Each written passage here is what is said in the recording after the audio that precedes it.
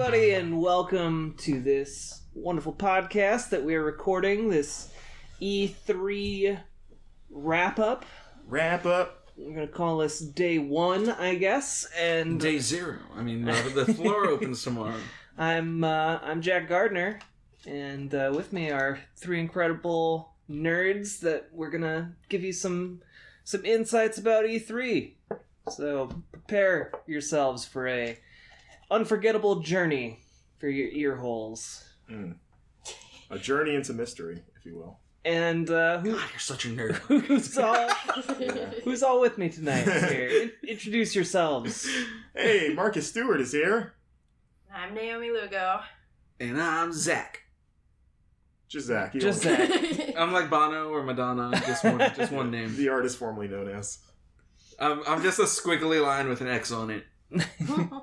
And so we have now seen all or most of the conferences. I don't know if we've all seen every conference. All 17. But yeah, it's been an interesting couple of days. Well, okay, with the exception of Nintendo, we haven't seen Nintendo yet. That's going to be tomorrow morning. So whenever you record this, not your tomorrow probably, but that's why we're not talking about Smash. yes, I'm very tired, so I think I word saladed. Hold your tweets. We'll get to it. That being said, what have been your guys' main takeaways? What are your takeaways from this? Bionic Woman. Bionic Woman. We can start and run down the list. So on Saturday we saw EA. Anyone catch EA? Yes, we did. So what did we think of the EA press conference? It was okay. Yeah, a little underwhelming. Yeah, it was underwhelming. I think you guys are being really, really generous. That's so kind of you. It was okay. For me personally, EA is not a publisher I get particularly excited for. Their portfolio isn't one that I gravitate to, and it's become less and less as franchises have gotten killed off. But Anthem looks cool. I'm excited about that game enough to care about it. Yeah. I like the Unravel 2 surprise. Yeah, that was a nice surprise. Definitely, and a shadow drop. Yeah. Yeah, and the that other indie game, Sea of Solitude, I think really does look pretty neat. That looks really beautiful. It should tell you a lot that Sea of Solitude, a small indie game from an unknown developer, And Unravel, another indie game. and Unravel 2 are the two biggest and most interesting takeaways from EA. EA has Star Wars, and they got a bald guy to go, oh, here's what the game is called, and we're not going to show you anything. Bye. Yeah, that was weird. It was cool to finally get a title for that, but I was like, I would rather just not know. I would just rather do the teaser logo. To be fair, that bald guy was the guy who created Call of Duty. Yeah. He's that Zampella? Yeah, it was Vince Zampella. Yeah. I apologize to the bald community. Vince Zampella is rubbing his head and self-consciously like, bald guy. But I will concede, EA should be doing so much more with the Star Wars property than they are right now. Like, one of the things I brought up to Marcus when we were watching it, or maybe after we were watching it, the timeline gets fuzzy. We should be seeing stuff like the resurrection of Rogue Squadron, or some of these older Star Wars franchises that were incredible at the time they came out, but we haven't seen a whole lot of recently. Even remasters. Even a remaster would be nice, yeah. Force Unleashed Remastered 1 and 2. Boom, there you go. Yeah. We just have to hope that this Star Wars game doesn't get canceled. Right. No, it wasn't canceled. It was retooled into a changing... It's reflective of the changing marketplace. It's getting increasingly hard to get excited about brand new Star Wars ideas, considering the frequency that they tend to die or go away in some form. So I'm hoping this is the one that finally breaks through. I mean, that's not the Stig game, right? There's another one, the Stig one, right? Or is he working with Respawn on this? Oh. Wait, the Stig? Stig Asmussen from Santa Monica. He left. He is working on Star Wars. I can't remember if he's with Respawn working on this or if he has his own. But yeah, he is working on one. I think he might have taken over the EA project that was being worked on by the former writer of Uncharted. Yeah, like the one at BioWare. I think that was Redwood. Yeah, Redwood has now. It was Visceral. Visceral, yeah. Yeah, Visceral's. I would hate if they essentially canceled 2 Star Wars games. We should fact check that. I'm going to fact check that, but it would be terrible if they canceled a Star Wars game and then canceled another Star Wars game to get the guy from that to reboot the canceled Star Wars game. I'm going to fact check that. That would basically be like coming back as a Force ghost, so it's still on point. Yeah, at the end, but then one of them is digitally altered to be different. Don't bring that up. Alright, so on Sunday, June 10th, we saw Microsoft. I know, Marcus, you were actually at the Microsoft presentation, so what was your takeaway there? Stig is working with Respawn on their Star Wars game. Okay. All right. Their game is his game. As I've always said that. Yeah, that was fun. You know, a lot of people there. They opened it to the public, so it was a very, very packed house. The conference itself was exciting. There was a lot of stuff that was announced. I think the same thing with last year where they had a lot of things that they showed, but then you kind of have to step back and like assess all of them. It's like, okay, well, how many of these are actually like console exclusive? Or like, you know, it's a cool announcement, but I think because you see it on Microsoft stage first, you kind of think like, oh yeah, Microsoft's got it. And you're like, oh no, it's coming to everything actually. So, I mean, it was a good show. They had some great announcements from it, and I walked away excited about games. I don't know if I walked away super like pumped up for the Xbox brand in general, but there were some moves in there that made me like, you know, like, oh, okay, good for them. Like the acquisition of those third-party studios, as well as the formation of the initiative, the Game Pass stuff, like a few new games for there is cool. I think Game Pass is a cool service. What do you guys think of Halo Infinite? I'm not enthused. Or rather, what do you think that is? Do you think it's Halo 6? Because the Infinite line makes me think of like a shared world multiplayer-y thing. I got the impression, and we'll get to this, but I got the impression that it was something along the lines of what Fallout 76 is going to be. Like that, basically. Kind of. Like, except maybe not open world. Okay. I'm not sure. Open ring world. Open ring. I actually get vibes of not fully open world, but open world on the scale of like a Crisis. Yeah. Like, I don't know if Halo is conducive to, you know, go from here to there to... I shouldn't be pointing with my finger.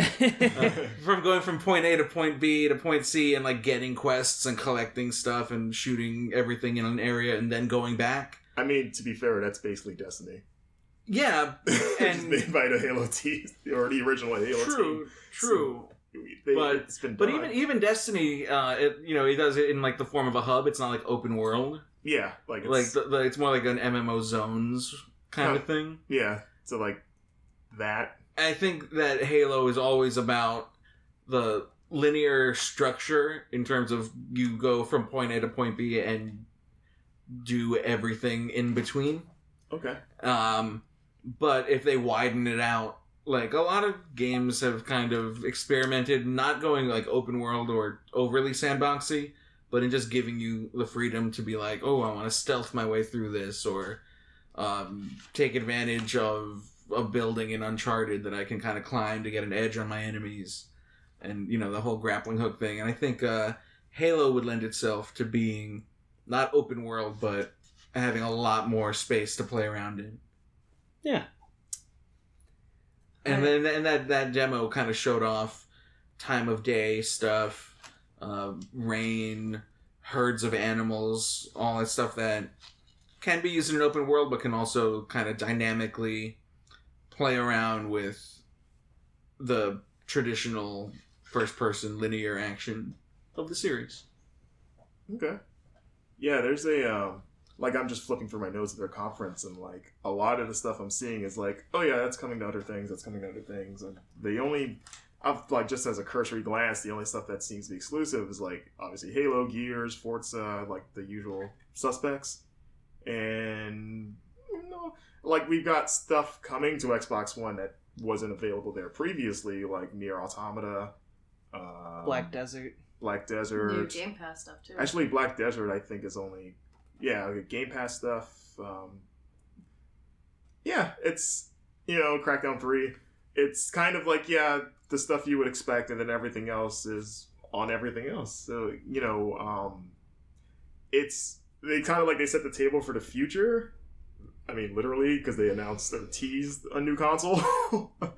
You're right, they did announce a new console. They sort of kind of announced a new console. They totally, absolutely did. They alluded to the idea They of can that. hear us rolling our eyes. They definitely 100% did. They said new-ish box. Is that the name of the new console? The newish box? The newish Xbox. But yeah, so... Then, what do you guys think about that, actually? About a new Xbox console? Next year? No. Reveal? No more. I can't afford. I mean, the fact that they consoles. even come on. The fact that they even teased it makes me think that would you go a whole year and then not follow up on that? I feel like I'll let them. It must be it must be coming up, but I also feel like just let it be. let this generation sit for a little while longer. You know, we don't always have let to it beat each lie, other. as they say. Well, as nice as like an updated console would be, I don't know how big of a leap we're gonna get with a new one. Yeah, like what's the hook? Yeah, like every console generation, like what's the big technological breakthrough that a console can, like the only thing off the top of my head would be like, like 8K. And we didn't even see anything from like the HoloLens, we didn't see next. Yeah. That's kind of the appropriate response to HoloLens. Oh boy. Yeah, that thing. Can't wait to play Minecraft on that. Yeah. I'm sure it's very fun to play Minecraft on it. On the one that's been made. There's like one R&D guy in like a lab coat has played Minecraft on HoloLens. Yeah. And it was great. Yeah, I think my overall personal takeaway is that if you only own an Xbox One, then obviously there's a lot of great stuff that's third party. Like, there's no shortage of stuff you'll be able to play. It's just like the reason, if you need like an exclusive reason to have one, it's for now the same reasons you've always had. Like the same franchises. We won't see the fruits of those newly acquired studios for a good while in terms of like what they're making exclusively, maybe not till that next Xbox. Right. So they're all kind of in the same place they were coming in for now, at least for like the short term.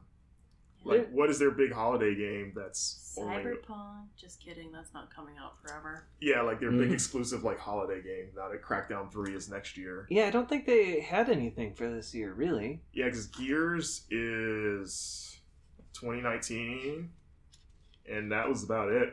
Halo Halo's not this year. Yeah, definitely not. Battletoads. Maybe that's it. The new Battletoads. Was Ori and the Will of the Wisps, was that? That's next year. Okay. Shadow of the Tomb Raider. Well, that's not exclusive. So yeah. That's no, but it's a key Microsoft franchise. New PUBG maps. Yay. And it's fun. That's fun for them. Yeah, but they showed a lot of cool stuff. Devil May Cry 5 was a personal one. That I think that might have been my favorite pure surprise of that thing. Like, do you think a lot of that multi-platform stuff, because like Devil May Cry is definitely going to come out across multiple platforms, but is it going to be like limited window exclusive to Microsoft? If it is, they didn't say it.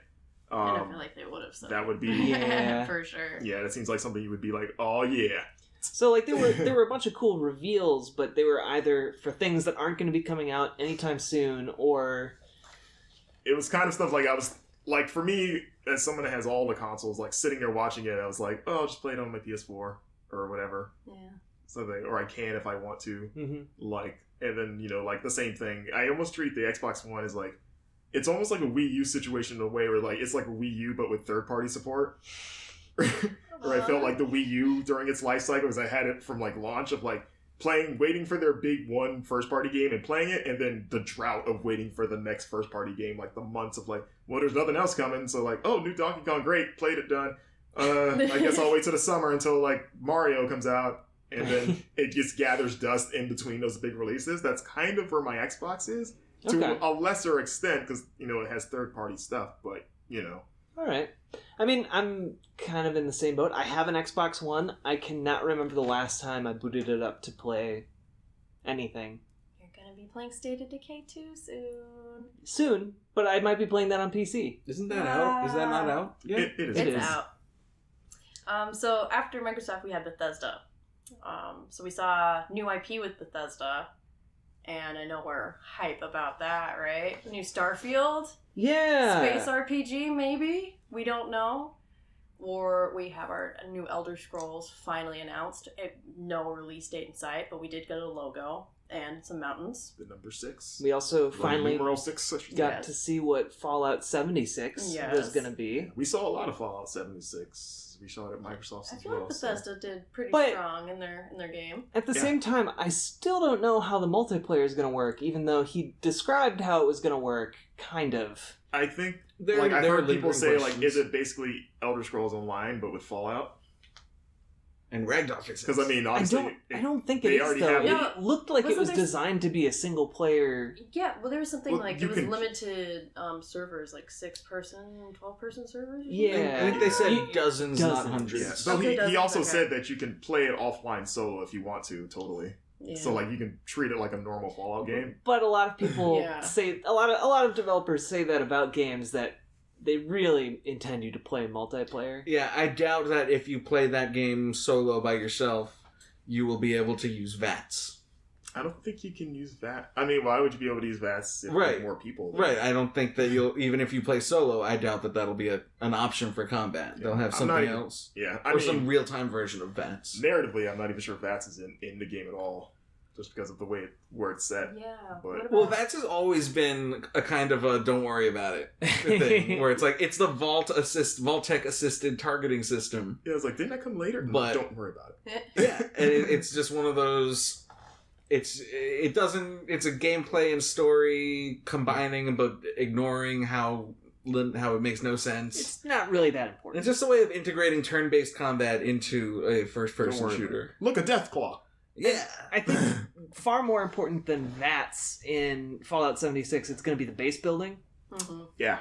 And that looked interesting. Hopefully not too important. I wasn't a huge fan of it. It seems like it's going to be super important. It's definitely more important than it was in 4. Yeah, that's... I will be a nomad. That's the key of what I remember from what we saw of the game. Yeah. In the multiplayer aspect, at least. Yeah. So I guess what I'm... Kind of my takeaway is that players are going to be building their own settlements out in the wilderness and then kind of battling other factions of players that might inhabit their small server. That could be cool. I don't because know. They also showed off the nuke option. The world is supposed to be huge. Yeah, they did. Yeah, because they said the world's 4 times bigger than 4, so it's a giant world. It kind of reminds me of ARC PvP servers. Yeah. The idea of coming upon player-created cities sounds cool. Oh crap, these... look at all these different towns people are making, and then maybe if people make their own little economies and rules and stuff. Yeah. It's almost like in Fallout 3, one of my favorite missions when you come across that town of just kids. And you get to kind of learn how their crazy little society works.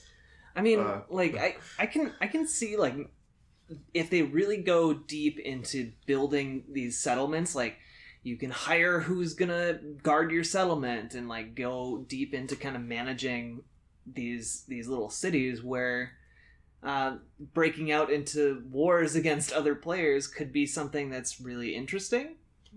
I don't know. I want to see more of it, I guess, is kind of what I'm getting at. And I guess we're not waiting long for it either. It comes out in November. They did it again. Just like Fallout 4. Oh, here's this thing you didn't know we were working on. Also, it's this year. And I feel like it has a survival aspect to it, and I'm sure it will, in some sort of sense. It'll make it more interesting, too, because you're battling other factions or other servers to get their resources, right? And if you are nuked to oblivion, you're not going to survive. But then they showed the option that you're going to be able to mine new resources after nuking areas, which is kind of cool. And the whole monsters that are based on West Virginia cryptids. Yeah. All right, I'm down. Okay. West Virginia. The giant sloth monsters. Yeah. That are adorable and terrifying at the same time. Yeah. Endemic to West Virginia. As we all know. Yes. So then we saw Devolver after that. No, wait. Oh, we're not done with. Bethesda's got Wolfenstein, Doom. Yeah, Wolfenstein and Doom. It's Rage 2. Andrew WK. How can we not talk about... Apologies. Andrew WK. Rage 2. Why is my question. Because Rage is awesome, and it's just Rage 2 looks to be nothing more and nothing less than awesome. I think Rage had a solid foundation that a sequel is justified. If the sequel bombs, then at that point, you're like, okay, you guys had a second chance, you blew it. No more. But I think the first game was good enough to, like, improvements could make this into something noteworthy. All right. The trailer looked fun. Okay. It was a little too, kind of like they really went out of their way to be like, this is wacky and zany. Yeah. to me, it looked like less stylized Borderlands. Oh, I said that. Actually, I said that exact thing to Naomi. I was like, this looks like Borderlands if they kept the original art style before they went cel shaded. Yeah. I'd say it looks like Borderlands if Borderlands was more interested in being a shooter and less like an RPG. Because as much as I like Borderlands, its shooterness is a little bit like Fallout 3 in that it's really about the RPG stuff, and it just happens to look like a shooter and sell itself as a shooter, but it's really not that. And Rage is the opposite, especially just from the look we got of Rage 2. It's just testosterone, adrenaline, shooting people until they explode into giblets. I guess to me that's not super interesting because we already have Doom Eternal, which very is different kind of shooter, though. You're not driving around in Doom. Yeah, like Rage is a very different. Strolling through hell with a shotgun. I mean, Doom I'm more excited for. You make it sound so peaceful. Yeah, I mean, just it is for you, not not for everyone else who has bullets in them. As much as I love Doom, I meditate to the Doom soundtrack. No other game has the wind stick. Yeah, I'm excited. I love that Doom reboot. That was one of my favorite games of 2016. So, a sequel to that, I'm completely down for. I really want to see if they iterate on what they've already done or if it's kind of more of the same. I mean, what's with the name, though? Doom Eternal. I don't think it's indicative. I think it is going to be a straight up sequel, and that's just what they went It's with. like Halo Infinite. Yeah, exactly. You could like Infinite Doom guys. If I had to guess, though, I would say that they called it Doom Infinite, Doom Eternal instead of Doom 2, just because Doom 2 is so iconic, and it's kind of holds up in some ways better than the first Doom. Like, it's a game that you go back to, and you're like, this is a first-person shooter that others strive to match. Yeah. I just assumed they did it just to avoid confusion of like, there's another Doom 2. You can't just name a game because you don't want to confuse people. You gotta have some sort of. I was gonna counter that with like, that hasn't stopped other franchises. True. Like, the recently announced Hitman 2. I think to Naomi's point though, I think that they're, from the little I know about this game, it seems to me like hell has kind of enveloped Earth, and that's kind of where this takes place. Doom guy solving Earth being a hellish wasteland. So it basically is Hell on Earth again. Yeah. Just without the actual title behind it. And I think that Eternal is like, maybe there's no way to put Pandora back in the box. Yeah. I just want to see more of crazy Satan robot scientist man. Yeah, that's like 8 feet tall. There's the religious connotation, right? Eternity. Yeah. Either an eternity in hell, eternity in paradise. So, I mean, it makes sense in that way, I guess. I know you don't put Pandora in the box because it's Pandora's box. You just I know that was wrong. Just don't worry about it. Nobody puts Pandora in the box. Doom guy would punch the box open because he punched everything in that game. When I seen Doom guy and Kratos arm wrestling, there was too much masculinity. And then we had Wolfenstein. Oh yeah, which was a DLC expansion. It's probably it's a standalone, kind of like release, Old Blood. A little bit. That's what I got out of it. And the Old Blood started out as DLC, but then they put it together and gave it a separate release. Mm-hmm. It's a co-op shooter where you play as the twin daughters of B.J. Blazkowicz, and it's set in the 1980s. Nice. That's a crazy premise to me. Like, to me, that sounds like that could just be Wolfenstein 3. It hopefully isn't taking the place of Wolfenstein 3, but is maybe setting the stage, or is otherwise kind of a spin-off. Like, who knows where Wolfenstein 3 is going to go in the story. Mm-hmm. Time travel. No. That's not out of the... If you played 2, there's anything, everything goes at this point. Anything is possible. And then we had the 2 kind of announcements that, hey, Starfield's a thing, and it's real. Which is exciting. And also, The Elder Scrolls 6 is real and a thing. Which is exciting. It's like, hey, here's more of what you wanted, and for some of you that have always wanted to see what we can do that isn't Fallout or Elder Scrolls, there you go. And yeah, they trolled themselves pretty well with their whole Skyrim on Alexa thing. That was pretty fantastic. Yeah, Todd Howard's Comedy Hour was in a unsung hero. Todd was of rocking. the event. Todd was rocking it. He was confident. He was proud of Fallout 76, and he was proud of Blades, Elder Scrolls Blades, their mobile spin-off. Oh, yeah, that's right. Which I want to play the hell It's out just of. the Battle Royale game starring Blade. It's just 100 of them. In the Elder Scrolls universe. The 100 blades. Oh, but I mean, I want to play the hell out of that game, but I know my phone's going to be angry with me when I do. Well, that's okay, because you know what? It's going to be coming to everything. That is true. As per what he but said. I want to play in, what did he call it, meeting mode? Because everyone just sits in these boring meetings where they can get away with playing an Elder Scrolls game, apparently. Exactly. And when you tell them that you're in meeting mode, they're like, oh, okay, well, as long as you're... As long as you're in I was meeting mode. upset when you had the phone sideways, but now that you have oriented to the correct position, it is you're okay. ignoring all of us swiping at your phone angrily, but I mean, we can tell that you're definitely paying attention to us and not doing I'm anything. trying to eat these cheese wheels. Okay. Jeez. Yeah. Bethesda, I think Bethesda did real good. 2 thumbs up. But They did. Bethesda, it got a little weird tonally at times, but especially towards the end, it became kind of a powerhouse. They It was just like, boom, boom, boom, here's They were this. balancing between, like, funny shtick, which they do okay, and kind of serious, which, I mean, but overall, they had a lot of strong content to back it up. Speaking of funny shtick. Funny shtick. Well, depends on what you think is funny. So Devolver was the last conference of June 10th, and they returned to their formula, which I guess we can solidify now, of batshit insanity, right? Mm-hmm. Yeah, their desire to poke 2 fingers into the eyes of the game industry. Yes, definitely. Just dig right in and Until they draw blood. Expose us for what we really are. I mean, By the way, they are actually selling their loot box Bitcoin. what are they worth right this second? Why wouldn't It they? randomizes every 5 minutes. Is it 5 minutes? Yep. I thought it was every hour. Last I checked, it was over $100 for like 15 minutes straight.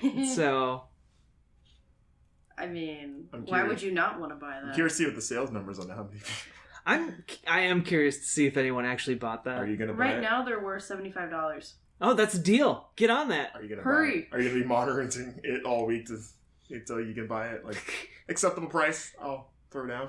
That is fantastic. I mean, I think Devolver's great because they say They're the bad boys. they are.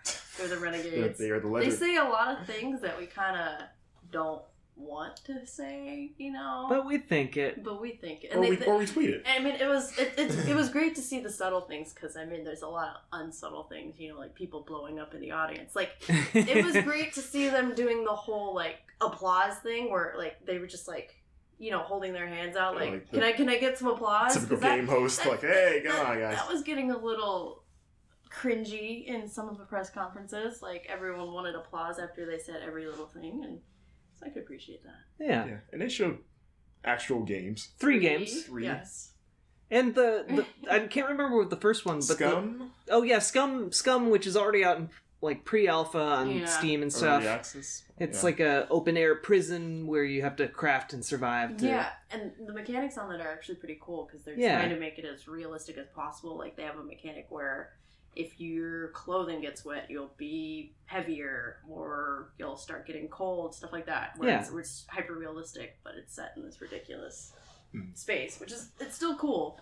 So it's exciting to see what that is. And then there's like My Friend Pedro or something. Yeah.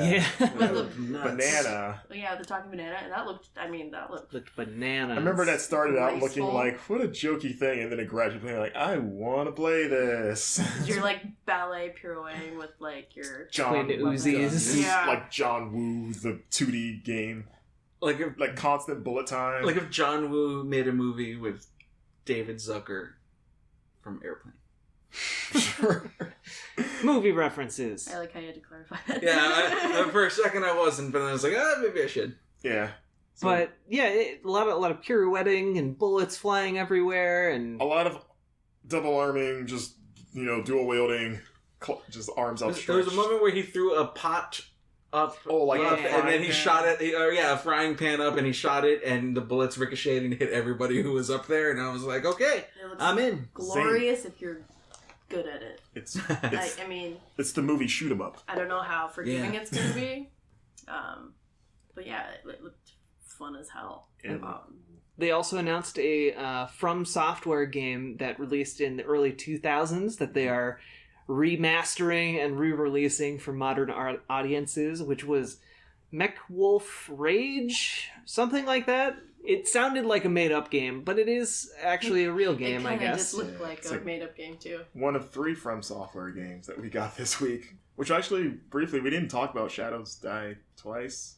Oh yeah, was that at the Secure. Microsoft? Yeah, Yeah. like the full reveal of what that was. Which Yeah. is like Samurai Ninja. It looked like better Neo. Or just, like I was struck by it was Neo. Which is hilarious to me that Neo was billed as Dark Souls, but with samurais, and now the Dark Souls team is making that exact game, basically. Right. So we have come full circle on Dark Souls Samurai.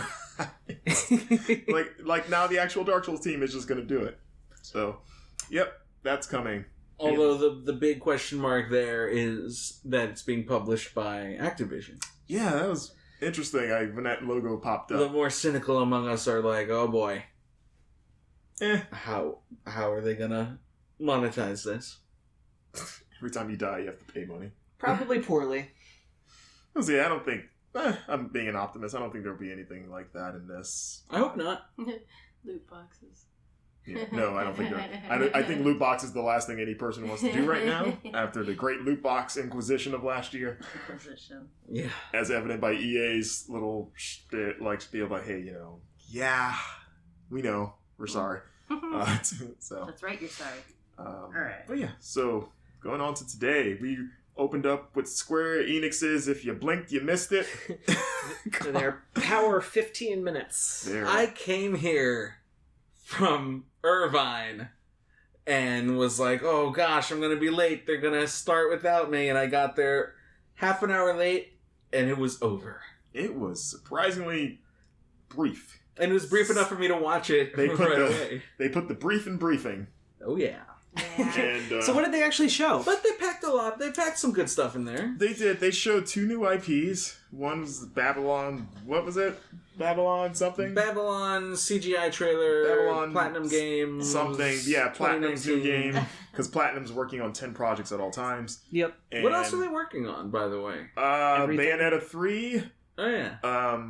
They're bringing Nier over to Xbox. Neo 2 now. Oh wait, that wasn't Platinum. No.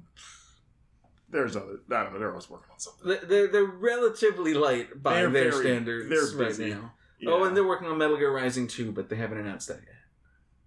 But they gotta add zombies to it. It's gonna be but, Switch exclusive. I don't know. But yeah, that some Babylon something, and it's gonna drive me nuts that I can't remember the subtitle. But Platinum Game saw giant knights that look like battling each other, and then there was the Quiet Man, Babylon's Fall. Babylon's Fall. Thank you. Oh. And then the Quiet Man, Quiet Man looks so cool. which had a live action trailer with what seemed to be a deaf man getting mugged in the alley before he proceeded to beat the crap out of him. And yeah, not really any actual gameplay shown that much, but interesting concept, whatever it is. Yeah. But beyond that, we saw Kingdom Hearts 3, which is also coming to Xbox One for the first time. series coming to Xbox, and we saw a lot of Kingdom Hearts 3 the last couple days. Yeah, but this trailer was pretty much the same as the other one, except we saw Ratatouille added in there. Sora got a Ratatouille. Yeah, well, not a world, but like a summon. Yeah, like cooking stuff, and Remy the Rat's like coaching them on, I guess. And Riku was in it. He wasn't in the other trailer. Yeah, Kairi. Let's just talk about everything that Kingdom Hearts 3. We're just young gonna mention stuff like Xehanort. between all of its 19 appearances this week. I know. Which is cool. Like, we went from never hearing anything about that game to getting everything about that game. First So You think the coolest I like that. would have been shown at Square Enix's press conference, but though. they saved it for PlayStation. Yeah, I guess because it was PlayStation and Xbox got the two big like world reveals, because Xbox got the Frozen reveal and PlayStation got Pirates of the Caribbean, but their own one, they're like, we got Ratatouille. You can summon Remy the Rat. Cool. And you can pre-order it now. So, but at least like I'm happy to see a lot of Kingdom Hearts this week. It just affirms that that's a real life thing that's happening. Coming June 29th of next year. So January. I'm sorry. It'll get pushed to June 29th, but Don't Put that on us, Marcus. not jinxing unless it. they decide to add another world. But yeah, it's every time they've shown it, it looks cool. That game looks really cool. I want to play it. They showed like Octopath Traveler, like stuff we've known about real quick. Dragon Quest 11. Keith David. Shadow of the Tomb Raider. They ran through Just Cause 4's gameplay. Yeah, we saw more of Just Cause than like anything else. Yeah. Yeah, Just Cause, and I guess because they're not Japanese produced, Just Cause and Shadow of the Tomb Raider, I think they showed really well. Maybe as like counter programming to all the Japanese stuff, but that was a lengthy demo of Shadow of the Tomb Raider. Yeah, Shadow has had good showings. They've shown because both of those games were also at Microsoft, though. Just Cause was more of just like a story trailer, whereas the Square one was like, okay, here's how gameplay is going to work. Which was nice to get, both sides of that coin. Yeah. Why was it so short? It's been the most disappointing for me.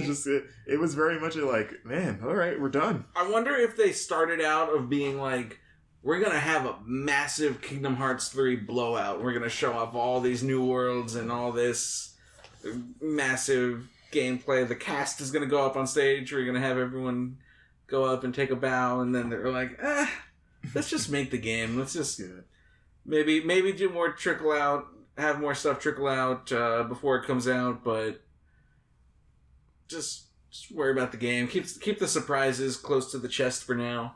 Yeah. I hope that by the time we get that game, there will still be worlds that haven't been revealed. I don't know if that will be the case. It probably won't. They tend to with their games. They don't.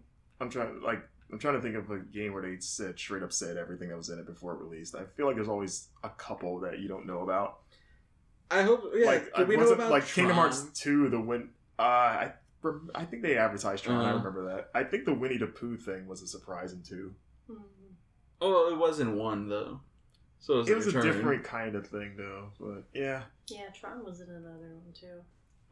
They did Tron 3D. Legacy in 3D. The sequel that no one talks about, even though it's not a bad movie. But yeah, and after that, Ubisoft. Yeah, opened up with marching in with a marching band and Just Dance. I missed it. 2019. Just Dance 2019. I missed the dance party this year. It broke the streak of watching other dance parties. Who doesn't love a dance party? I don't dance, so I like watching them. Do you guys participation? I'm sure they'll be on the show floor doing some sort of demonstration. There will probably be video of me dancing on the show floor at some point. Make sure you're wearing a tomato costume in the game. Yep. But, I'll be wearing where the are panda those suit. tomatoes going? Oh, they're going to the Just Dance booth. Okay, I will that makes join. sense. But after that, we got the real meat and potatoes for Beyond Good and Evil 2. Well, Big sort of. fancy story cinematic thing. Got to see Jade and Uncle Paige. I still want to see that game in action. We sort of There was a little bit of gameplay there was, after yeah, that. like pre-alpha gameplay that they showed. Yeah, They I showed- want to see more though. Yeah. I want to see like a real mission from start to finish. I don't think they're at that point yet. But there was some cool like fighting on top of speeding cars, like knocking people off. They talked about like and stuff prior to E3, like the live stream about like seamlessly fighting on the ground and in the air, and then just flying to space seamlessly. So I'll believe it when I see it. You'll believe it when you when I seen it. And I bet that Ubisoft will believe it when they see it too. Most fans feel the same. So, but they've been waiting a long time. They can wait a little longer. Yeah. Well, yeah, Ubisoft's mostly a lot of their, if not everything, was pretty much known quantities. Rainbow Six Siege, a lot of esports events, and a documentary about some esports players coming up. Trials Rising, I think, was the only brand new thing that no one seemed to know about going on. Which had a great presentation. I guess some people are like, oh, it's corny, it's Ubisoft, but I thought it was funny. It is corny and it is Ubisoft. They're kind of synonymous, but it's entertaining corny, I guess. He falls down, breaks a thing. I'm in. Yeah, Trials Rising coming in February. You can go around the world, globetrotting, closed beta coming up. We got this cinematic trailer for The Division 2, which also was at Microsoft's event. This one, like, they talked about raids are coming. 8-player co-op raids. Yeah. That's cool. I mean, more content for that game can't hurt. Give you more things to do. Keep you coming back. 8 players. That's a big squad you can have. I wish I had any enthusiasm for Division 1 or 2, but I can't muster enough energy to care. Yeah, it's it's kind of like you got to be into those kind of games. They announce mostly like post story stuff. Like after you beat the game, stuff opens up. Like you get 3 new classes open up after you beat the game. I feel like that's probably a blow against Destiny, which got some criticism for not having enough post game stuff. I mean, that's smart of them to look at the thing that they're trying to compete with, basically, and just do the things that they're not doing. So right. Mm-hmm. That's and like adding raids to compete with Destiny. Like, hey, we have that too. And also, when you beat the game, all this new crap opens up. So don't leave, please. But and they've also said that they have several years of content going, and they detailed year 1, like it's going to get 3 story DLC expansions that are absolutely free, which that's cool. That is pretty cool. Yeah, 3. So this is a sequel with 3 episodes of content. Yes. How hard is that, Valve? You make a sequel, you do 3 episodes. No, see, they needed to make the perfect controller first. And now they have secretly begun Half-Life Episode 3. So... Skull and Bones was next. Oh, yeah. Mario and Rabbids. A little Donkey Kong action. Star Fox. There was a concert. We sort of danced. It happened. It was fine. It was a fine concert. It was cool. Donkey Kong soundtracks. I like the Donkey Kong soundtrack. So, but yeah, Skull and Bones got a cinematic trailer. Does anyone have any opinions about that game? It's still too early to tell. Because I want to be invested, but it hasn't reached out to me yet.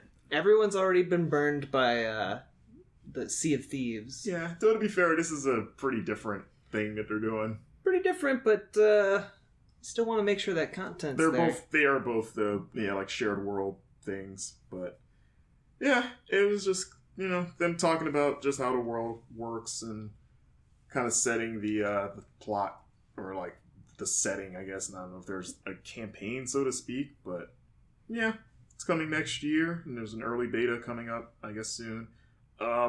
Transference, that Elijah Wood game, reemerged after a year of silence after it was shown last year during Ubisoft's thing. Yeah, I did not see that. Was that just as mysterious as before? Kind of it's still here, and no, you don't get to learn more about it. No, they said some stuff there, apparently it's like a live action movie that has interactive game elements. So like it's pretty much like a VR F&V game where you play, like you jump around different people's consciences to solve mysteries or like an overall mystery and puzzles. Which, I mean, sounds cool concept. Yeah, they showed a little bit of like footage of like you're talking to like a father who seems a little unhinged, and like it's like I don't know if it was his memory or the memory of the person you're in, but it kept cutting to like maybe the wife or whoever in bed talking about some stuff. Yeah. It was weird. I think that's the idea, that it's supposed to be weird, but It has VR capabilities, but is not a VR exclusive. yeah, which that's cool, but I almost feel like I kind of want to play that game in VR, if that's what it's meant to be played as. You just get to like float around as a spirit and then like shoot like Angry, inhabit people. yeah, angry dad in your face. Maybe that was the plan, but the budget got too big. So they're like, we gotta expand our reach, like Star Trek Bridge Crew. Yeah, so there's still no, oh no, it's actually coming this fall. Sorry, I was gonna say there's no date, but it's coming this year, so we'll find out in the near future. Starlink, The biggest surprise. the real thing, Starlink Battle for Atlas is now Star Fox Battle for Atlas. Yeah. Yeah, boy. Well, that is not entirely accurate. It may as well be. He's on the cover. It looks Is like he? they Is he showed really? they showed promo art that looked very cover boxy, and he's shoulder to shoulder with the main character of the game. It is possible he will be on the cover of the Switch version. So it was weird. It was like the human characters, and then he's just, just up against them. Hey, I'm here. But yeah, that was another game that was shown last year that disappeared and was silent until now. Still building model ships. Toys to Life still is hanging on with this game. I mean, I don't think those are ever going away. That's just such a good business model for games. Yeah. I mean, the enthusiasm is definitely not where it was once, but I mean, just keep building things into your toys, and I mean, this one has kind of a model ship thing going on with it, so Yeah, that's a different that's take cool. of it if you're an enthusiast for that. And now you can build an R-Wing, heck yeah. which Shigeru Miyamoto got to walk away with. They presented one to him. Yves Guillemot, his new main squeeze after breaking up with Aisha Tyler. Yep. I mean, think about it. It's the second year in a row that Miyamoto's been there, and she hasn't. I'm just saying. But that's coming in October. Yeah. So it was silent for a year, and they're like, oh, October. I'm looking forward to that game. I could see myself getting into like building things, kind of have a little bit of a Lego vibe. It looks like fun. Or a Labo A vibe. Lab- Is it Lab- Labo? Labo. No, Labo. It's Labo. Okay. Labo. I was like, Okay. were you trying to say like labor? Like it's a labo of love? Shush. Oh. That should be like a tagline, even though it's not how it's pronounced. For Honor's got some new stuff coming. Meh. Yeah, it's cool that they're still supporting that game if you like it. The fans are happy. The Crew 2 comes out in like 2 weeks. Open beta June 21st. Neat. June 29th release. Assassin's Creed Odyssey. You're in Greece. It looks pretty cool. You I'm can choose your excited. character. Even more witchery than Origins. God of War moved on, so It's Assassin's Creed moved right in. yes. It's you can play as a man or was a safe. woman. Alexios and Cassandra. Alexios is a cool name. Yeah. I like Cassandra that. with a K. Yeah. You get to hang out with Socrates. Socrates. Socrates. And the romances will be the same regardless of which gender you choose, which You is can make out with whoever you want. neat Socratic method. thing. Yeah. That's actually what that's called. It's crazy. Like it looks like Origins, but leaning even more in that Witcher direction of like dialogue choice. Like there's legit dialogue choices now. Yeah. A little bit more of that role-playing vibe. I'm not sure. I don't know if I missed it. If they mentioned there was any sort of like morality system or anything like that. Yeah. Probably not. But interesting to me, there was nothing Assassin's Creedy about that trailer. Like no hoods. They finally ditched the No, worst like- part of Assassin's Creed. No- Although No talk. I didn't really see much Templar talk or calling anything it like that. the spear that he or she gets is going to be an artifact of whatever. Oh, absolutely. Like But- the spear Just of wiggle that Leonidas. It was even less Assassin's Creedy than Origins, just because neither character was wearing like a hood. So, Yet. Yeah, they had and that was kind of the helmets. only thing in Origins that was kind of keeping that together until it became an Assassin's Creed game. So, yeah, that's coming October 5th. So, it seems we're back to the yearly Assassin's Creed games. Yeah, so that was Ubisoft. And then, did you want to talk about Limited Run real quick, Jack? Anything worth?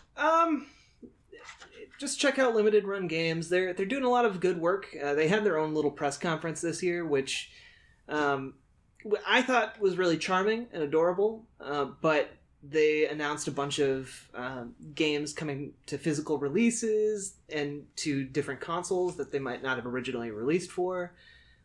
Golf Story is going to be coming with a physical release. There's going to be Cool. Cosmic Star Heroine is going to be coming to the Switch, and it's going to get a physical release.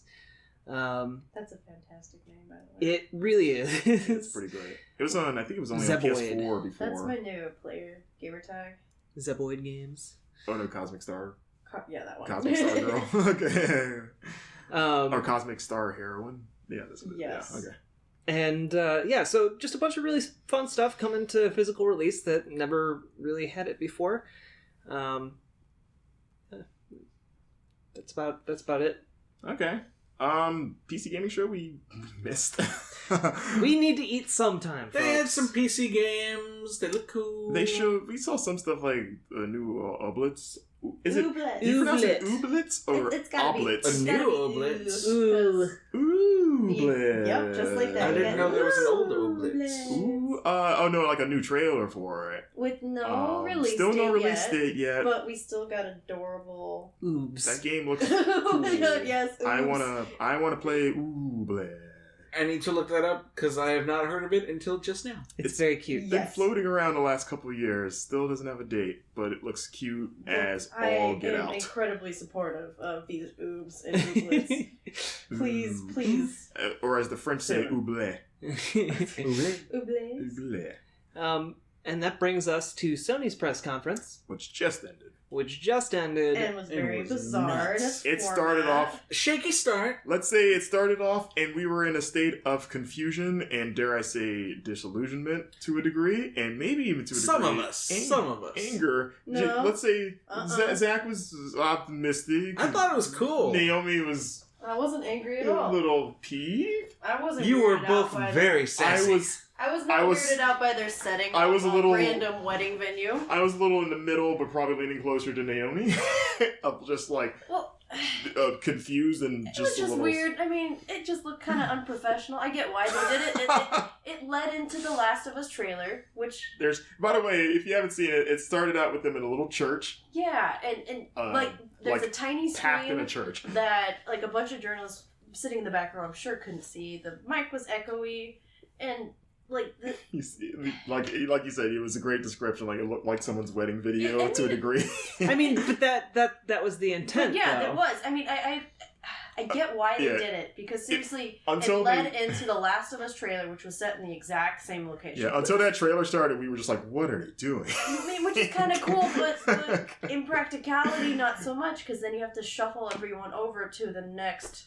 Well, it wasn't Place. impractical for us. We were in a hotel room. Yeah, but then they We also got the weird kind of like post pre the game. filler, which you filler. could tell they Oh, were stalling. Courtesy of our dear friend Sid.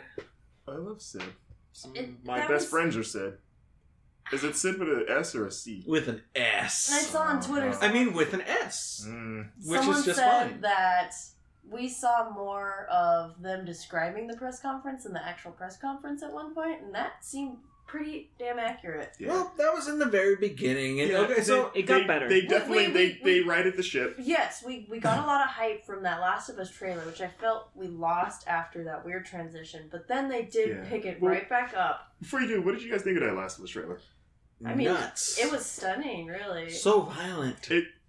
Yeah, I still don't know what it's about. Really, I mean, you got to see some new it's gonna be characters. about Ellie. I appreciated the LGBT representation Yes. there. That was the moment vibes. where you just kind of I shut guess. up and started I watching mean, it. it's not. It seems like it's not surprising if you played Left Behind. I mean, no, it's But- it's not surprising at all. I just appreciated seeing it front and center. It was Yeah. fantastic, and it was great hearing all the makeout noises just loud and in your face. Just like the you breathing mean like them? and No. just all of that awkward Those old noises in makeout between there. I noises. appreciated that. That was awesome. For it to be in a blockbuster thing and not like so many movies like and mainstream TV shows with LGBT characters are like way in the background, or it's like they are spoken of as being queer, but they're never actually shown being so.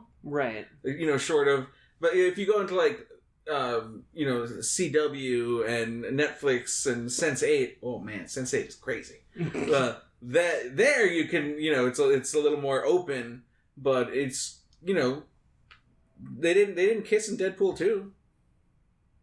I didn't see Deadpool 2, so I don't know the context. But I don't think. I think my overall thing was like, okay, like I think to me the ultimate win is when that becomes like not a standout thing. It's just normal. Where it's just like, oh, okay, cool. Yeah, but for now it's just like a nice. Like I took it as any other makeout scene in any game. Like, but I mean that's part of what made it special and stand out is that it's not the normal thing in any game. Well, I guess for me, but it was treated by the game as if it was. It was just nice. Like it was unabashedly there. It was in your face, and it was a moment that went on for a while. And like you don't feel after she rubs her sweaty cheek on you and asks if she's stanky, she gives you a nice old kiss. Like hell yeah, which is cool because like that, like which Naughty... is not romantic. No, but it feels real. It's real. Yeah, real. Which is something Naughty Dog has always excelled at. Like their dialogue, it feels very genuine with their characters. Adorable moment. Yeah, like. And the perfect jumping off point to grisly, bloody murder. Absolutely. Macheting people right in the neck. Yeah, Which I can be a little off-putting. The thing is, every year E3 seems to get a little bit more violent. I'm not one of those people who's like, oh, think of the children. Except you just want to see a little bit more oobs in the world. I guess I work for Extra Life, so I actually part of my job is thinking of the children. Yeah. They did have a viewer discretion advisory warning. At the top of the show. They checked IDs before they let people in. Probably because of the Paris Games Week demo, which was, that was unexpectedly that was the one that people were, like, actively angry about. Yeah. I personally have a really high tolerance to that stuff, so it didn't really bother me, but I could understand people's kind of like, what the hell, man? I was just kind of like, oh, okay. It doesn't bother me. It's just that it does bother me, but not in the way that most people think of, like, being bothered by something. It's just I like it when the violence fits with the story necessary? And is necessary. Context is so important, and while we have a degree of context just because it's a sequel, we don't know what the driving conflict of The Last of Us Part 2 is. Yeah, I think that's what I wanted most out of this. Like, okay, can I kind of get an idea of what this is about? Like, a clear idea of what the plot is. Like, I like that we saw an actual gameplay slice of it, which is cool, and that's what that whole Ellie murdering everyone was. I mean, kind of like, what was she doing? I would have liked to know, like, was she, what was her objective? Yeah, it wasn't really mystery about the story. It was more like, oh damn, Ellie, wow, can you at least kill the guy? Cold-bloodedly, like he's still alive. Executed Please finish him off. Though to be fair, Neil Druckmann from the outset said that the theme of the game is like hate. Yeah, the thing is, like, I get it, and they established this tone in the first game, but that tone is precisely why I have a deep distaste for the first game, even though I recognize that it is a fantastic game.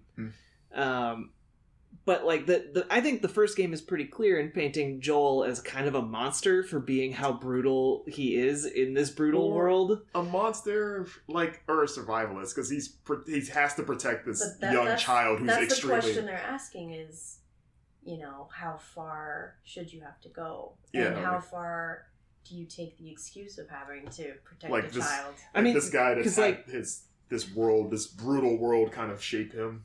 Well, exactly, but like the thing is, like, you can say, oh well, he's surrounded by monsters. What choice did he have? Well, so's everyone else. Yeah. And so, like, that whole that was part of what made the first one interesting, and I don't know that same thing has legs to keep doing the same thing. We just need to know what Ellie's reasoning. Because at least the first game, like Zach knowing said, what I need drives more Joel, context. like the tragedy that happened to him, and then the crap in between the 10 years. Like, okay, like he had this, lose his daughter. Yeah. Horribly. I'm confident that the team at Naughty Dog will provide the necessary context for us to be invested in the story. I think that they want itself to a trailer, though. Right. I think they want to keep as much a surprise as they can for this kind of game. I also think that they are selling the game on how violent it is. Yeah, and that's kind of what I have. Like the game, that's the part that bugs me. The game will be more than that. And they tried by showing, the depth of Ellie's character. They did show her, very quiet moment and then a very tender moment. And then they were like, and here's all the killing. Mm-hmm. Yeah. And not just killing, but R-rated, graphic, crazy, insane levels of brutally realistic violence. At least this time, though, it was like in the context of actual gameplay, whereas that last trailer was all cinematics. So it's like, oh, you're showing a super violent thing, but it's nothing. It was like, oh no, this is gameplay and this is how you're killing them. Yeah. Like there was some cool stuff that they showed, like I like when she was running and just grabbed the bottle and just like really dynamic scenes, just ran, grabbed it, threw it at a guy to like distract. Dynamic is a great way to describe it because you're seeing her going from stealth mode to being discovered, and she's taking shots, and they just look like a part of a cinematic, Yeah, but like the way she takes damage, it was just so seamless and interesting. They tightened that aspect of it up. Yeah, definitely. And I get that it, of course, they used it to the best of its capabilities for a trailer, but it still showed its potential, and that's intriguing. So. Yeah. So yeah, it's a mixed trailer. Like there's some great stuff. I want to play it. I just want to know what it is. We still haven't seen Joel really yet. I hope we don't. You think you want to save that for the game? I don't like Joel as a person. Is it because of the way the last game ended? I mean, that's part of it. I think that the core message that I walked away from with the first game is that Joel is not a good person. That's fair. I mean, especially like you can interpret the way that game ends in a variety of ways. Oh yeah. And that's definitely a valid one. I mean, I would be perfectly fine if like the character arc in this game is like Ellie being upset at Joel. And I want to know like him for something, but in turn being upset at even being alive. Yeah, like whatever. I want to know like does she know at this point, or is she still oblivious to that? And you find out while playing. I think she knows right when he tells her. Yeah. Right you can tell that right she knows. When he lies to her, she knows. I think the real question is, does Joel admit it by this point, or is he still keeping that from her, and it's making her resent him more because he's still lying to me basically. And I thought our relationship was at a point that he wouldn't have to do that. Or one lie grew into a bunch of other lies. Speaking of other cool trailers, Ghosts of Tsushima. Oh my god! Of Tsushima, Sucker Punches, new joint. Jeez, that trailer was phenomenal. We had amazing action, awesome looking combat, cinematic shots that I haven't really seen in video games, at least that consistently. Well, it looked like it wasn't a cutscene. It looked like it was still a game. Like the dynamic the lighting and the just the way the things were framed. Like it looked like a cool cinematic samurai movie. Yes. Like the backdrops looked amazing. And we also had stealth gameplay in there. We had some sneaking around, some stealth kills. We had like.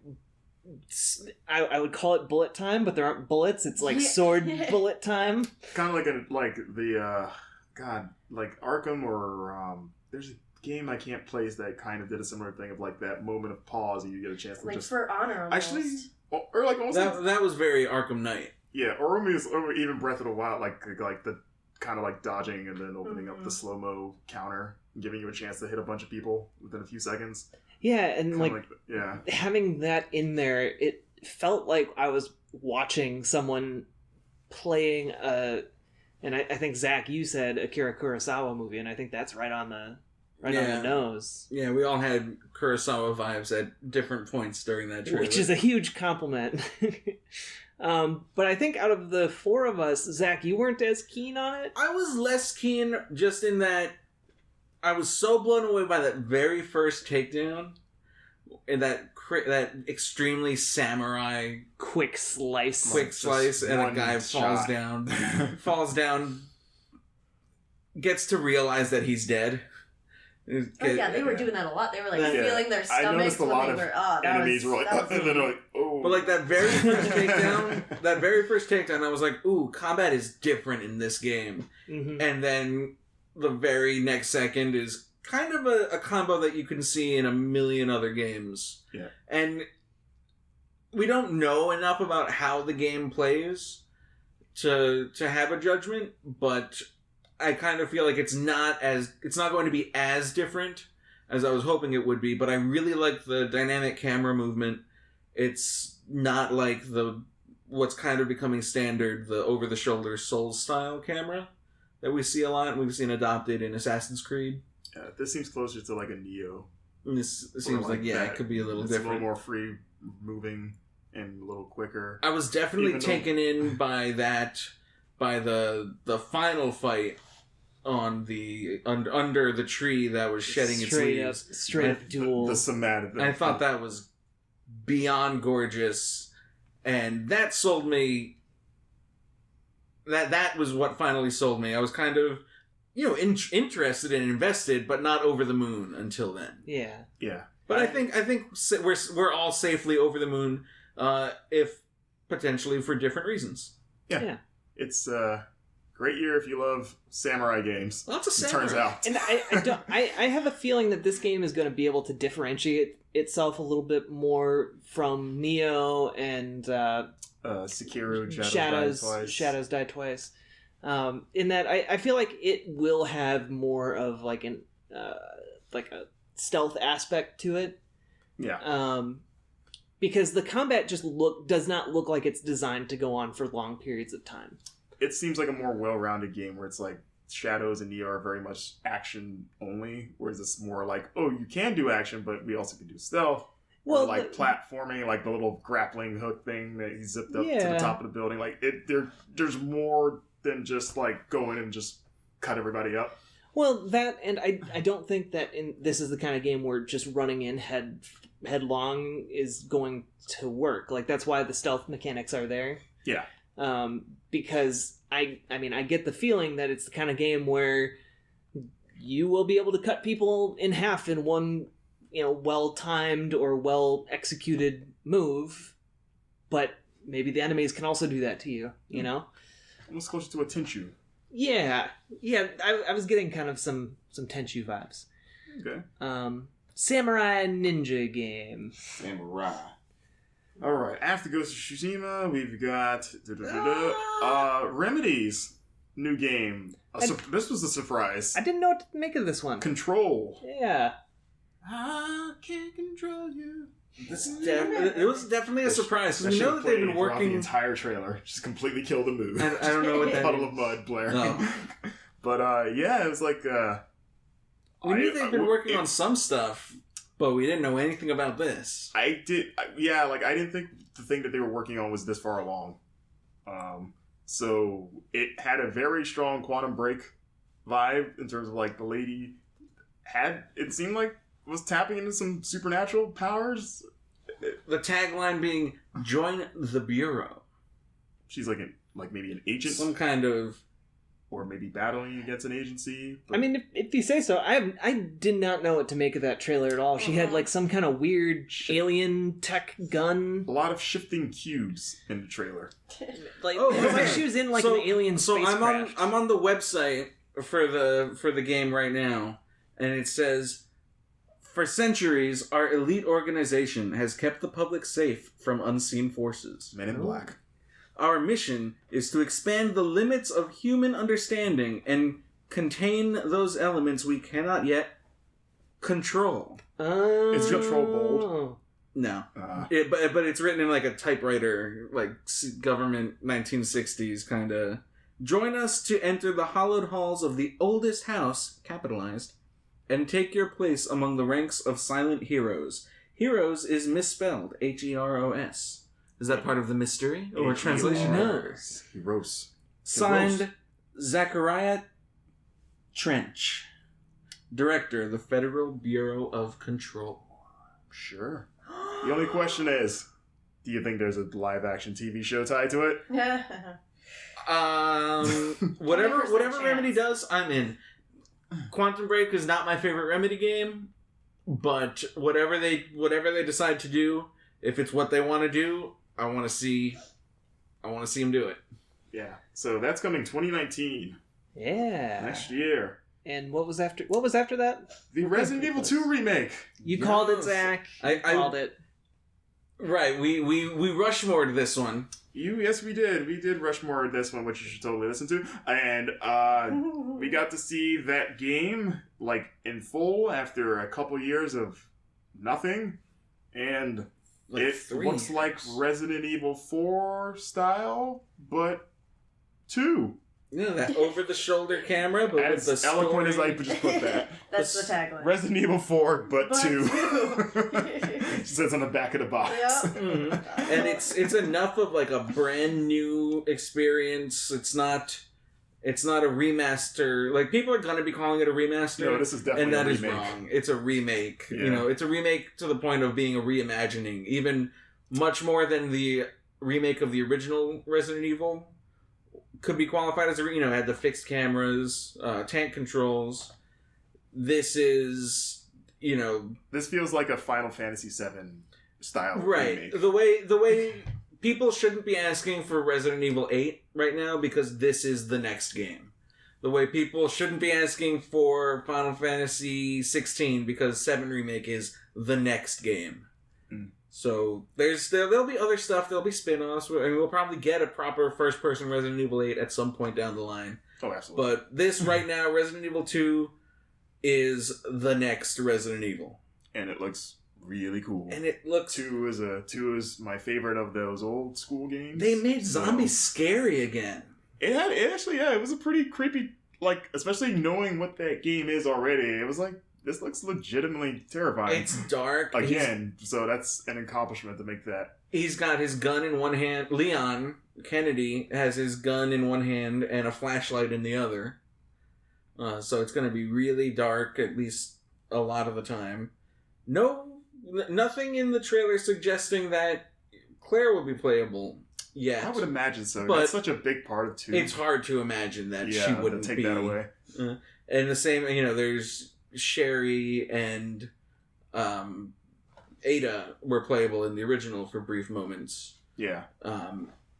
So I would like for there to be 2 scenarios.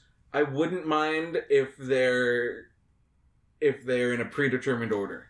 If it's like you play through the game as Leon first, just because his trailer is first. Mm. And then just when you finish the game, it's like, all right, now do it as Claire. Yeah. Maybe not an A, B, or it's like, oh, do it as Claire first, do it as Leon first, it's a whole other thing. Or like, if you play it different ways, different things happen. Mm-hmm. Like, if you do Claire first, and then, so. Like, I would hope I'm that... curious if they keep that kind they, of weird aspect of the game. Yeah, like, here's a big old sack of ammo. Yeah. Do you want it? Maybe I should take only some of it. And probably the best news is that it has an exact date. Yes. January 25th, 2019. Heck yeah. Just 4 days before Kingdom Hearts. Oh, gosh. Oh, boy. There you go. Wait, 4? Yeah, because 29th is Kingdom Hearts. Right, but that's... So one of those is not coming out on a Tuesday or a Friday, right? Yep. Yeah. Weird. They're both Japanese companies, so it's a toss-up who's going to do their own thing. Huh. So... But speaking of Kingdom Hearts, that showed up again. We talked about that already. And then we got Death Stranding. Which it's still weird. I have... Of course it is. And we love it because it's weird. It opened with a baby... Bionic vibes. We got gameplay. Like, honest to God gameplay. We just did. got to see Norman Reedus walk around fields. We got to see... The baby and his papoose. Is that what you call his tank thing? I don't know. What would you call it? I like that. Jar? I don't know, I just kind of call it Jar Baby. No, papoose is a lot better. His external womb. External womb. There we go. That's the technical probably term. should be the actual name of it. Fine. The external womb mechanic. We got to see climbing, which I didn't expect the game to be like almost Breath of the Wild. I was about like to just say surprising Breath of climbing the Wild up vibes. everything. Like he's scaling a mountain, like Link, and hurting his feet. And we didn't see any combat really. No. We saw stealth, like yeah, him. we saw enemies, but we didn't see any combat. We saw him sneak past enemies. 2 new characters show up. 2 female characters. That's true. 2 celebrities. One of whom is the Bionic Woman. Mm-hmm. Lindsay Wagner, as you old timers that listen to the show, who is 68 years old, but her character's like, we were discussing whether she's in her between her 20s or her 40s. I think we settled at early 30s. Yeah. I think the twist is that she recently died and has recently respawned from her jar baby. Oh, so she's still growing into her old lady form. Yeah, and that is our new emerging theory, courtesy of one James Jackson, that the jar babies are in fact the respawns, which makes sense in Hideo Kojima's world. It's your extra man. Yeah, it's literally your extra man. Yeah, that you're just carrying yourself around in a papoose jar, external ready world. to like rapid clone or something. Yeah, so what if you find another life and you have to like stick another baby into the tank with the other baby? You have get to kind of like shove it in there. you just like four babies. Oh my God. Like I found an extra man. I gotta sit in there. Shove them in there. All right, so we also now have an official synopsis of Death Stranding. Oh man, yeah. Which I'll read now. Lay it on us. From legendary game creator Hideo Kojima comes an all-new genre-defining experience for the PlayStation 4. Besieged by death's tide at every turn, Sam Bridges must brave a world utterly transformed by the Death Stranding. Carrying the stranded remnants of the future in his hands, Sam embarks on a journey to reunite the shattered world one step at a time. What is the mystery of the Death Stranding? What will Sam discover on the road ahead? A genre-defining gameplay experience holds these answers and more, starring Norman Reedus, Mads Mikkelsen, Lea Seydoux, and Lindsay Wagner. I barely understood that. Genre-defying is yes, it is definitely genre-defying. So, yep, I still barely comprehended what that was. But yeah, we don't really have any more synopsis. info on we don't even need it. We're already in. So, but yeah, I'm happy to see actual, even though it wasn't much, to see that game in action and get an idea like which is what it looks like when you're playing. Just moving around even is kind of cool. So, yeah, still no release date or anything, but... We also didn't see any more Mads Mikkelsen or... Guillermo del Toro. I really hope Guillermo del Toro has like a huge role in this game. Really? I love seeing him in things. I mean, since he won his Oscar, his role has expanded. So like he's gonna be walking around with his Oscar for The Shape of Water. Just in every scene they make sure to have him holding his character is named Oscar. Yeah, and his jar baby is just the Oscar floating inside. After that, was that it? Neo 2. Oh yeah, briefly, Neo is getting a sequel. I feel bad for Neo. How about that? That trailer was not impressive. The trailer was not impressive, and we were still gasping for air after Death Stranding. I mean, it's having so much samurai stuff this weekend has made the impact that it had. And Neo was just last year as well. So the actual trailer was not good. I didn't think it was bad. It just looked like more Neo. It looked looked like an anime. I guess that's the worst crime. It's like, oh yeah, this looks like more Neo. It was like 15 seconds long and it looked cheap and hastily put together. It looked like Dragon Ball. I love Dragon Ball. Oh, we didn't talk about Shonen Jump. Jump Force. We'll probably go back to Microsoft because we skipped a lot. Oh, is that why it's called Jump Force? I think so. I'm so stoked for Jump Force. Yeah, until I realized that they were Shonen Jump characters, like I remember being in the theater and turning to Odell, I was like, is that kind of a weak trailer for what we just, or a weak title for what we just saw? We're expecting, super anime, some crazy epic title. It's like, Jump Force. And you're like, oh. That's it? Is that a working title, or is there going to be a actual, anime crossover Infinite or something? I'm not nearly as familiar with the anime as I should be. But, I recognize the blonde Naruto guy. Yep. His name is Naruto. Oh, see, I didn't want to assume that was his name. I thought maybe it was just the name of the show. No, that's fine. Naruto Uzumaki. He wants to be the Hokage or something. He becomes Hokage. Okay, we do not need to go into synopsis. and then they showed some other people, and I didn't know who they were. Make copies and then they showed Goku, and I was like, even I know who Goku is. He's a Super Saiyan. And it was like, cool. And it was like, it's set in New York, and I was like... Goku's hometown. Really? No. and then I was like, this reminded me of when Man of Steel came out. Everyone was like, that was the best Dragon Ball movie ever. That's what I thought of too, actually. And I was like, okay. That movie was okay, but that Dragon Ball Z fight at the end was pretty great.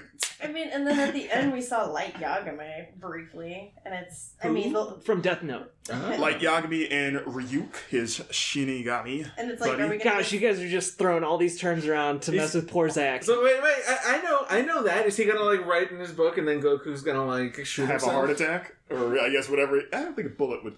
Okay, we don't need to get into that. We'll let the game decide who wins what. He's gonna shoot himself with an adamantium bullet. Also, One Piece monkey. Also, it would definitely be a heart attack. Yeah. I mean, he already had a heart virus that almost killed him one time in Dragon Ball. So Nerd. I mean, he had a heart attack that killed him. Yeah, even by our standards, this is a little much. In the alternate future. Yeah, he did. Okay. But it wasn't like a virus. Oh, but it was caused by a virus. That's the legit what it was. It was a heart virus. I thought it was because he ate so much. No, why do you think he had a vaccine to give him? He's like, hey, when your heart virus, take this. After he got turned into a kid again. Before. Also, that never happened because it was GT. Anyway. Yeah. So GT then after. Anyway, Jump Force is happening. I don't know when that's coming out. Bandai Namco is making it. Mm-hmm.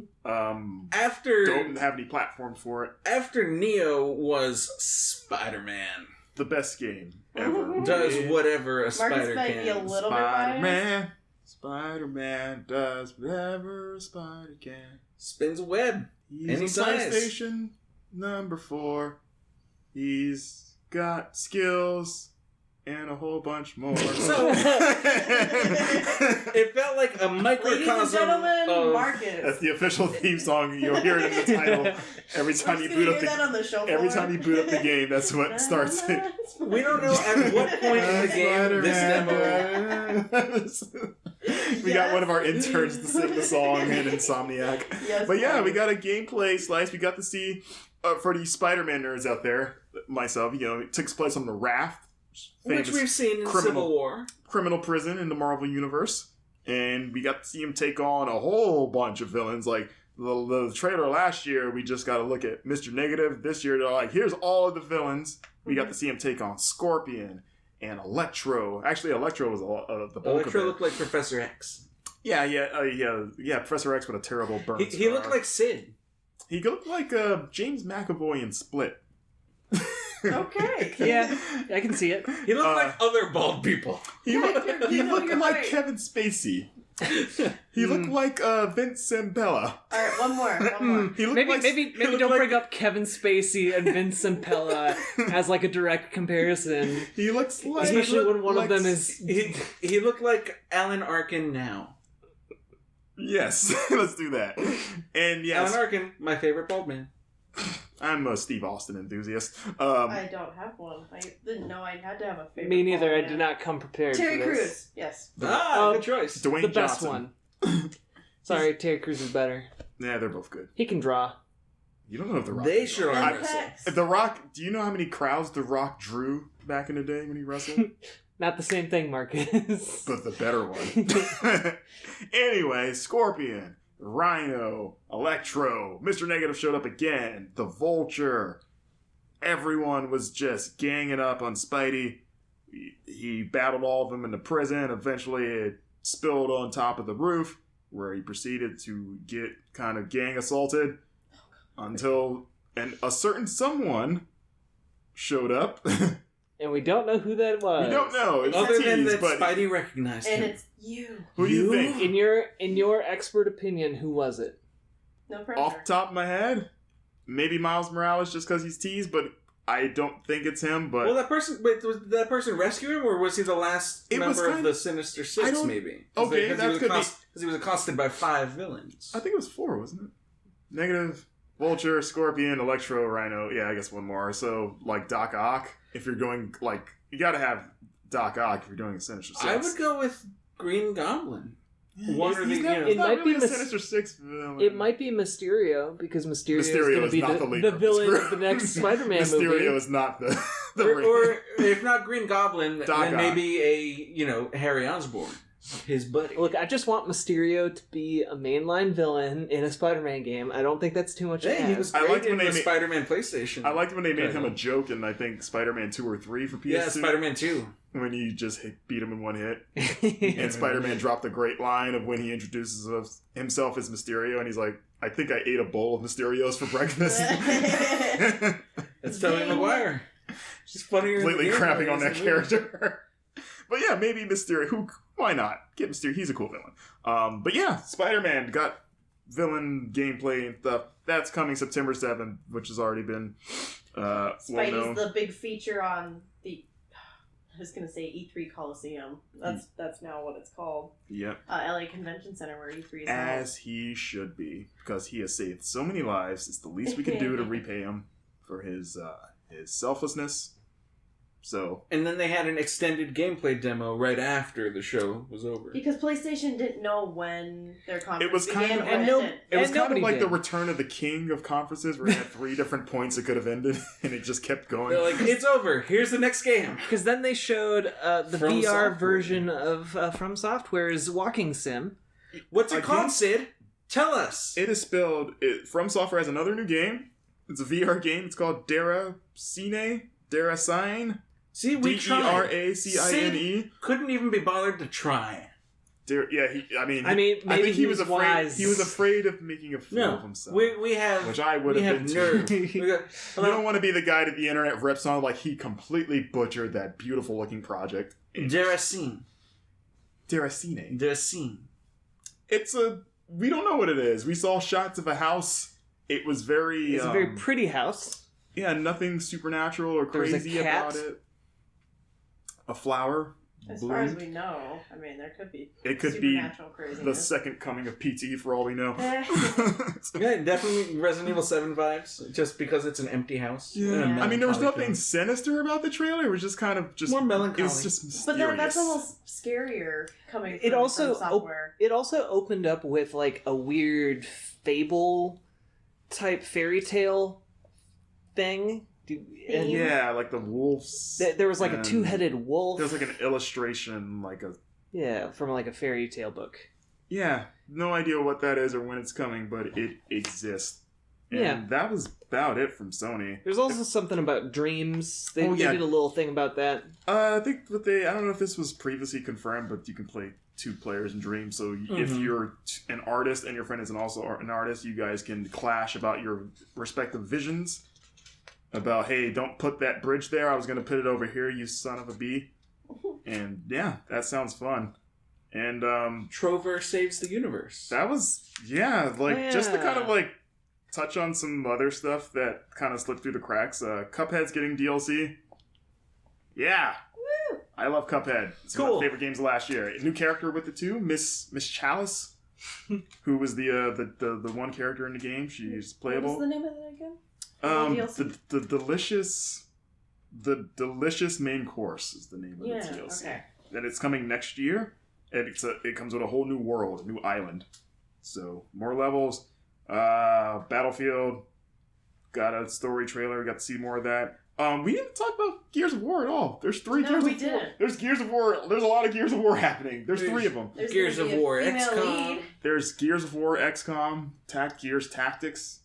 That looks like it could be cool. There's Gears Funko Pop Gears. No gameplay details. But I was so interested. I was like, it's going to be like a Lego Gears. And they're like, we're so excited. It's a mobile game. This new game to mobile. And I'm like, okay. No what kind of game it is. But it comes next year.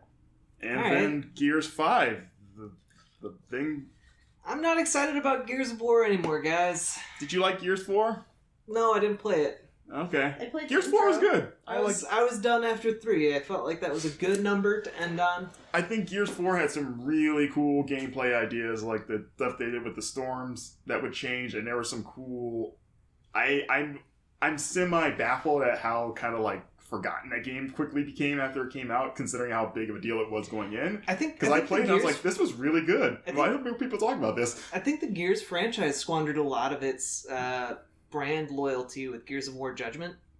Yeah.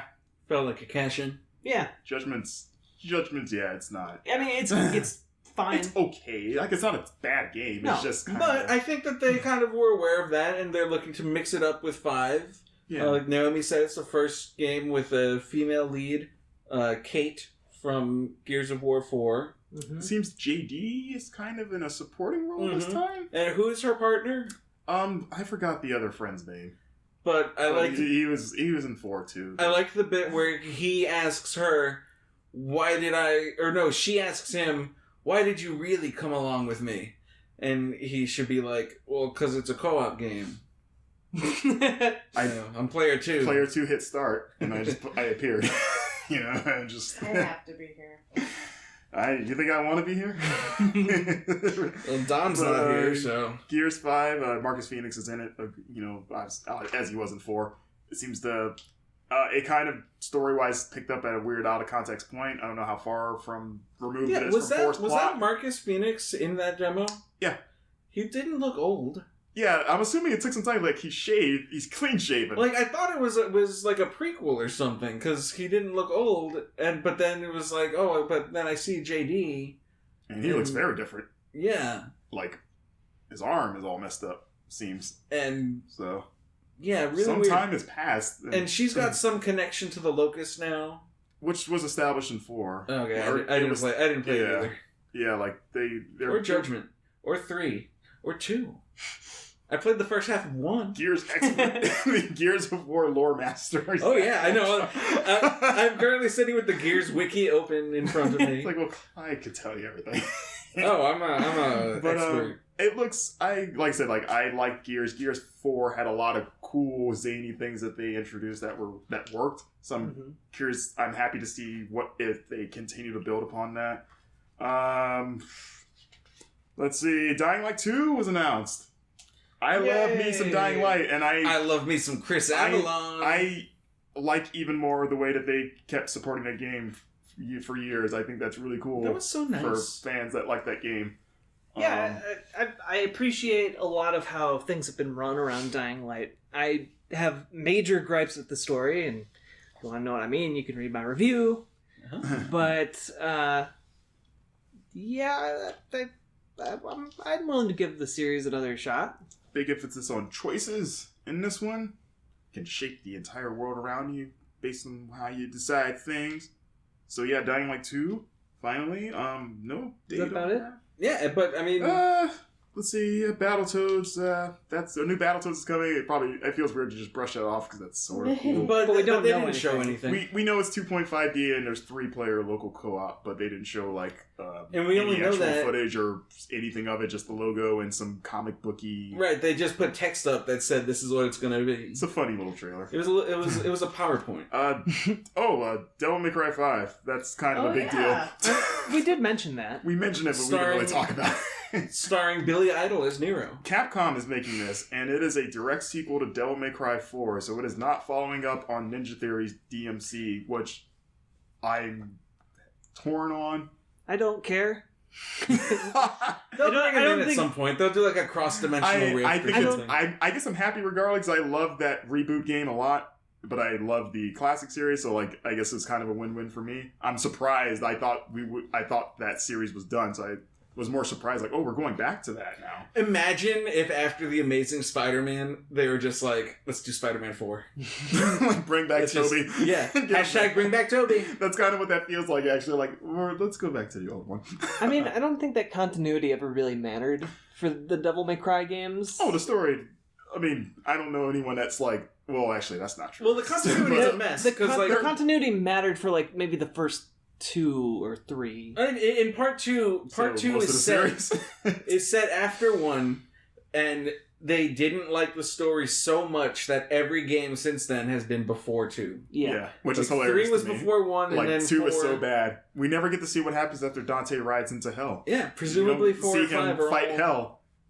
Which seems like a really natural follow-up. Right? He's a demon hunter. He goes to, where they come from. It's basically Doom, but with Devil May Cry. Yeah. But with bleach hair. It would be great if he goes to, hell, but it's another dimension, and then he meets the other Dante. Or, here's my pitch. It's the Doom guy. Nero kind of ends up going to hell and ends up meeting Dante. And he's just like, wait, I thought I was gonna have to fight all the demons in hell, and Dante's just like, no, I already did it, bro. It's cool. He's sitting on top of a pile of them, just chilling out. As you can see, chill. And that's taken care of. What happened in that game? So yeah, there's a problem with demons flooding out of hell, and it's because they're trying to get away from Dante. But so Nero. So Nero is back, main character. lost his arm. His demon arm has been severed, so he has a sick robotic. But by whom? It looks like Probably his made lady. Lady is back from Devil May Cry 3, if you remember her. Is her name actually Lady? Yeah, that is actually her name. It's Lady. I'm not being vague. That is her canon name, Lady. Who was, she was cool. Kind of like counterpart to Trish. I don't know what you would describe her as. She did seem very Devil May Care about everything. Anyways, and also classic Dante's back. If you didn't like the new Dante, classic Dante is back with a beard, with a little beard, a little stubble. It's been busy. So yeah, that's coming out. Actually, we don't know, but it's cool to see that game. I'm a big Devil May Cry fan, so. I mean, we don't have gameplay, so it's like.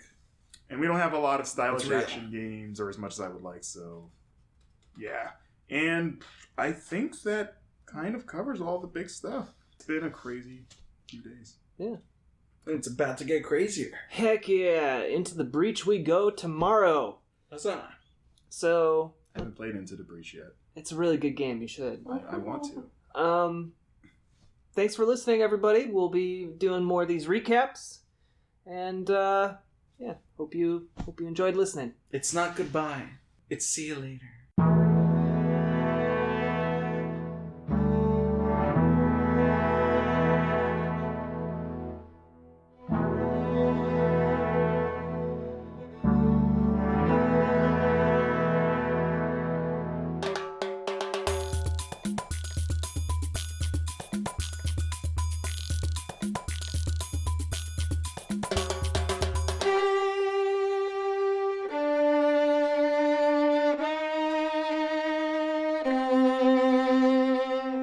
Thank you.